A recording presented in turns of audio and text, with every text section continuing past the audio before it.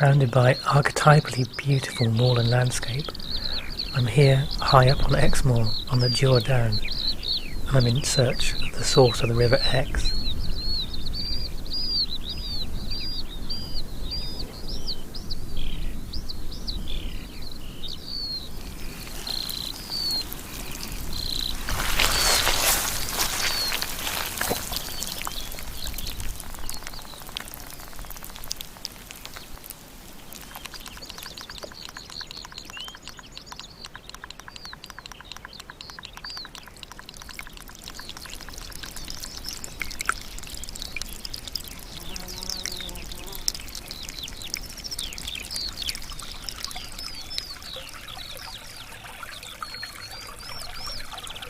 Falling rapidly off the high ground, the water quickly becomes an established moorland stream.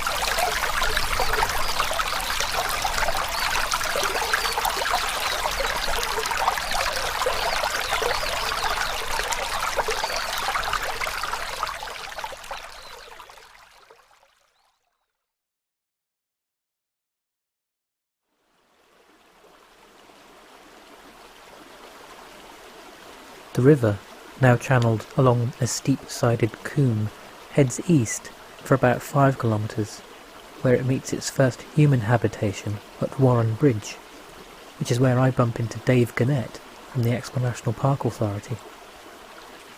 Yeah, I'm the Education Outreach Officer for the National Park, so in essence helping people understand and enjoy the place. I work a lot with school groups. I'm in my 25th year with the National Park, so I've done it for a while and I've got a bit of perspective of working with children in the outdoors. I think for me the River Exe is, if you like, it's the backbone of the National Park. I think the fact that it starts so far north and gradually meanders all the way down to Exeter, it's a wonderful lifeline that flows through the National Park.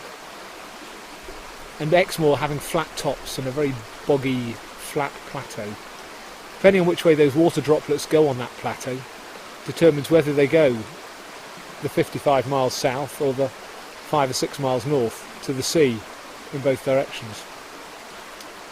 It's a real lifeblood of Exmoor, the River Exe, and it carves its way through. And when you see it as a gentle little twee river at Warren Bridge here, it's beautiful. But you've got to remember, I mean, I always hold in my mind that the black and white images of the Limmer floods, and the fact that on Exmoor, you know, in 24 hours they had 9 inches of rain. And a lot of the features we see in the valleys today are a function of that night. The massive boulders in the Lynn Gorge were put there on that night and moved from the bedrock into the gorge. And a lot of the sort of deposition features in the Exe, all the way from Dure down, all the way down to Exford, Bridgetown, Exmouth, Tiverton, the features are there from that very night when we had all that much rain. So it's got to be deeply respected. And I love that about nature and the natural environment, the fact that us humans, we can put up the biggest barrages we like, but ultimately nature will tear them down. And I just think we need to respect nature very much so.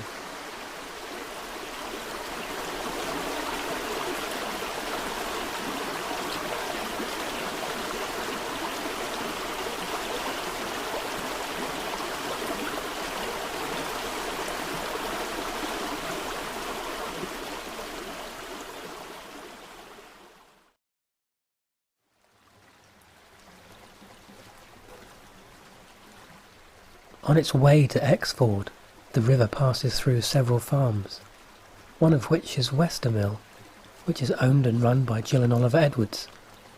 I chat to Jill about what it's like to live so close to the river. We have a fascination with water, don't we? Be it a river, a sea or pond, we're just drawn to it. And if ever I walk the dogs, I always want to go and walk by the river and look in, see what it's doing, what kind of day it's having. Yeah. And you're just drawn to it. But I have to say, when my children were little, the river for me was my biggest fear. Far bigger than, let's say, a tractor rolling past, or a car whizzing through, or any piece of farm machinery, because it's right on my doorstep. and that they would wander off and, you know, never to be seen again because they... Did they ever? Well, they did, but they survived. But only partly because I ran around like a headless chicken most of the time, wondering where they were. I think one of my scariest moments, in front of the house, there used to be just a plank that you walked across. Okay, now, the National Park have put a lovely bridge there now with a handrail, but it was literally like walking a plank. And I took the children for a walk and ended up on the other side of the river. I wanted to get back to the house. And Mrs. James had his little Helly Hansen waterproof leggings and his jacket on, and I was 8 months pregnant with our second child. And I shouted to James, "Wait, do not go across the bridge." Well, of course he couldn't hear me with all the noise. And he tottered across the bridge, slipped, went straight in, and of course it moves very fast just at this particular point. And he bobbed straight under the water, bobbed up again, and the whoosh, the river just took him. I just remember jumping in, literally jumping in. And I managed to grab hold of his hood and gradually yank him out. Well, after there was tears and crosswords and all the rest of it, and relief because I hadn't lost him down into Exford. And but the best part was when I got home with him and peeled off those wonderful Helly Hansen waterproofs, he was practically dry underneath. That's great. That's a good story, Jill. Let's send it to Helly Hansen. That's really perfect. good. Get some funding.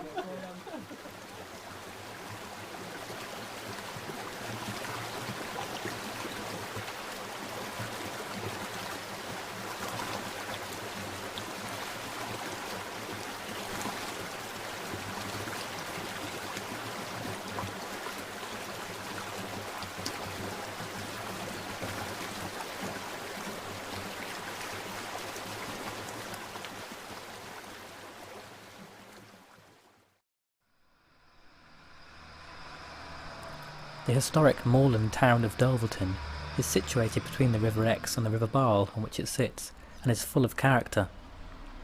Apart from housing the Exmoor National Park Authority's headquarters, it also has a host of interesting shops, some of which have a long history related to the river.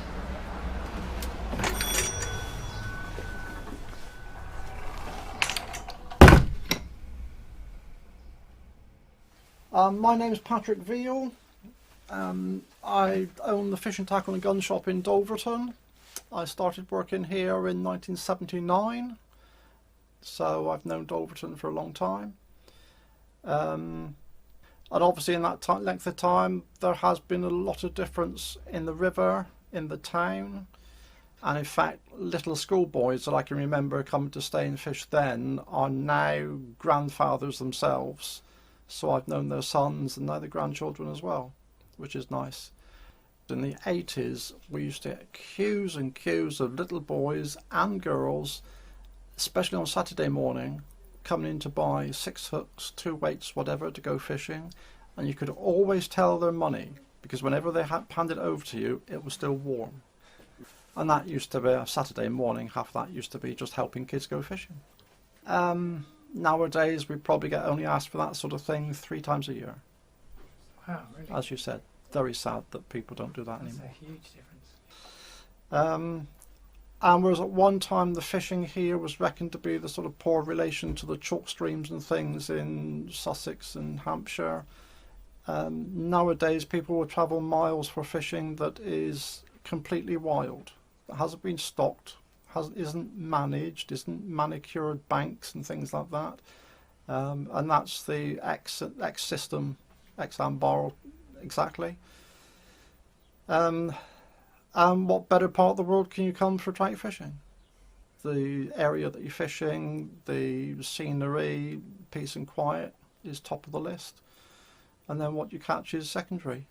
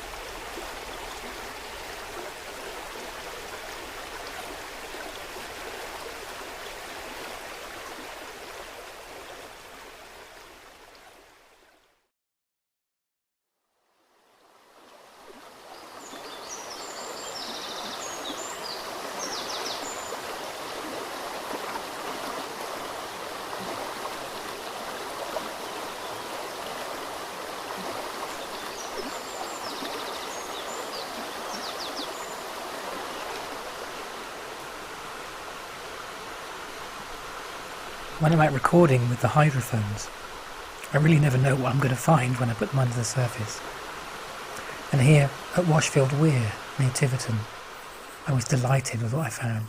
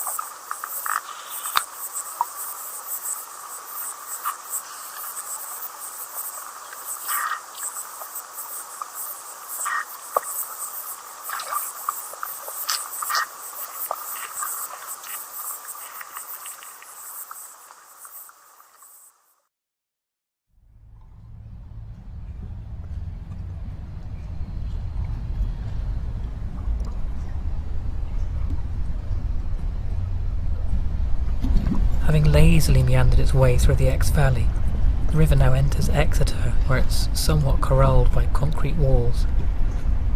It makes its way past the historic quayside and over the many weirs, and eventually leads to the estuary. But what I really love about Exeter is that even during rush hour traffic, under the very bridges that are carrying the cars, you can still hear the underwater insects and the fish communicating with one another. Their rhythmic patterns are intermixed with the road noise above.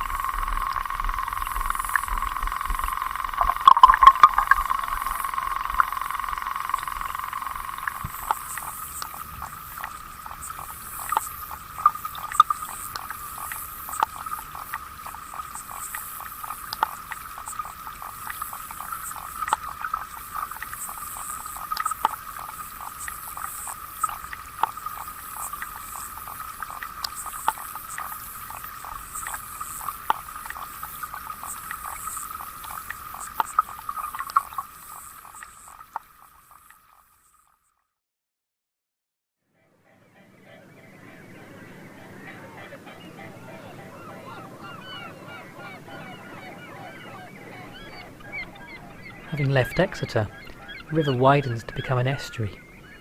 And here, in the early hours of the morning, you can be treated to one of the most beautiful sounds that I know, the songs of many wading birds moving to and from their feeding grounds.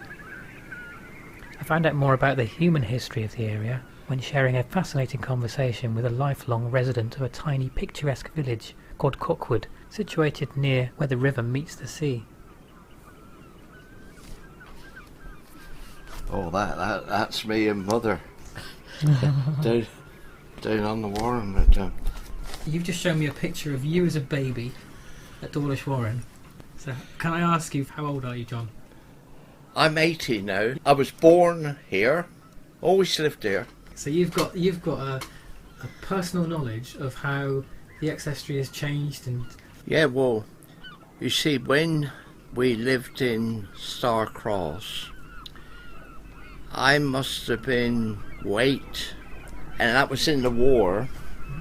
And I used to go out with Mother, picking cockles, mussels and winkles.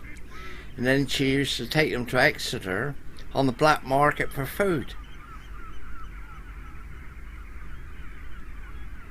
I can remember when they bombed Exeter, Father took me out in the night and we stood on the railway line and you could hear the old Messerschmitts and bombers with moom, and then the next thing you see all the Exeter fire.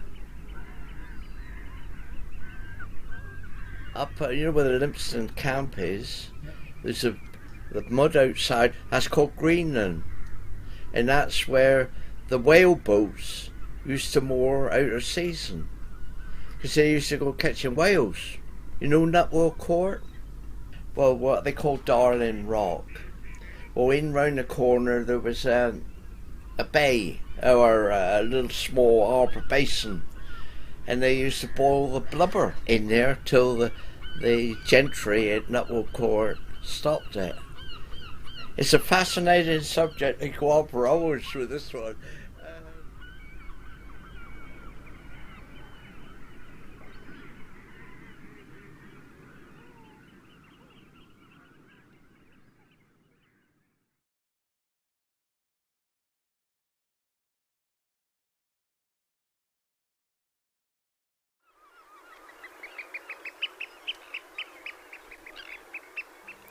Our river, now some 1.5 miles wide, finally reaches the sea at Exmouth and Dawlish Warren. Both are popular holiday resorts in the summer months, but the estuary's nutrient-rich mudflats are a popular overwintering ground for migrating wading birds, and Dawlish Warren is a designated nature reserve of international importance. It's hard to believe, looking at the river now, that all this started from some waterlogged moss upon the high grounds of Exmoor.